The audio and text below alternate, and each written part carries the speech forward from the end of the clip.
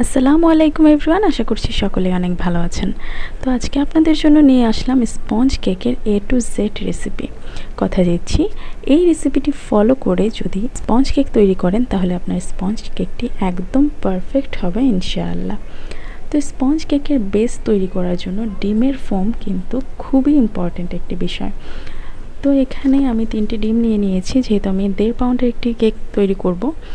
তো আপনারা 1 পাউন্ডের কেক তৈরি করলে সেখানে 2টি ডিম নিয়ে নেবেন। তো কুসুমটাকে আমি আলাদা করে নিয়েছি। এখন সাদা অংশটাকে খুব ভালোভাবে কিছুক্ষণ বিট করে নেব, যতক্ষণ না পর্যন্ত এই সাদা অংশটা একটা ফোমি ভাব চলে আসবে। তো তারপর আমি এখানে 1.5 পাউন্ডের জন্য নিয়ে নিয়েছি হাফ কাপ চিনি। যদি আপনারা 1 পাউন্ড কেক তৈরি করেন সেক্ষেত্রে আপনারা 1/3 কাপ চিনি ব্যবহার করবেন। তো চিনিটাকে দেখতেই পাচ্ছেন আমি অল্প অল্প করে ব্যবহার করছি, একত্রে কিন্তু ব্যবহার করা যাবে না, সেক্ষেত্রে আপনার ডিমের ফোমটা কিন্তু বসে যাবে। আর কিছুক্ষণ পরপর অবশ্যই স্প্যাচুলা দিয়ে পাশটা একদম এভাবে ক্লিন করে নিতে হবে, না হলে কিন্তু আপনার চিনিগুলো সবগুলো একত্রে গলবে না। কিছু কিছু দেখা যাবে যে চিনিটা গলেনি, সেক্ষেত্রেও কিন্তু আপনার ফর্মটা পারফেক্ট হবে না। তো সাদা অংশটা যখন মনে হবে যে আপনি যে পাত্রে তৈরি করছেন সেই পাত্রটা উল্টে দিলেও পড়ে যাবে না, এতটা স্টিফ হয়ে গেছে, তখন আপনি এখানে ইউজ করে দিবেন ডিমের কুসুম। তো কুসুমগুলো একে একে আমি দিয়ে দিয়েছি। আর এই পর্যায়ে দিয়ে দেব সামান্য একটু তেল, এটা রান্নার আমরা যে তেল ব্যবহার করি সেই তেল।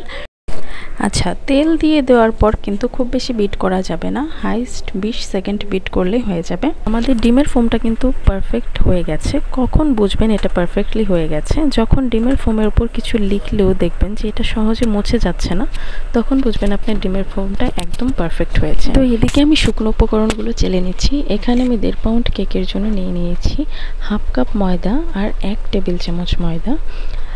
আর আপনারা যদি 1 পাউন্ড কেকের জন্য তৈরি করেন সেক্ষেত্রে হাফ কাপ ময়দা থেকে 1 টেবিল চামচ ময়দা উঠিয়ে নেবেন। তারপর যথারীতি দিতে হবে 1 টেবিল চামচ কর্নফ্লাওয়ার। আর এখানে ব্যবহার করেছি হাফ চামচের একটু বেশি বেকিং পাউডার। 1 পাউন্ডের জন্য হাফ চামচ বেকিং পাউডারই এনাফ। 1 চিমটি লবণ দিয়ে দিচ্ছি।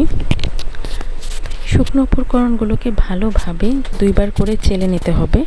তারপর যখন আমি এই ডিমের ফোমের মধ্যে এটাকে যোগ করছি, তখনও দেখতে পাচ্ছেন আমি কিন্তু 2-3 বারে এটাকে যোগ করেছি। আর খুব ধীরে ধীরে স্প্যাচুলার সাহায্যে এটাকে মিশিয়ে নিতে হবে। এই সময় কিন্তু একদমই তাড়াহুড়া করা যাবে না, এটা কিন্তু খুবই ইম্পর্ট্যান্ট একটি টিপস।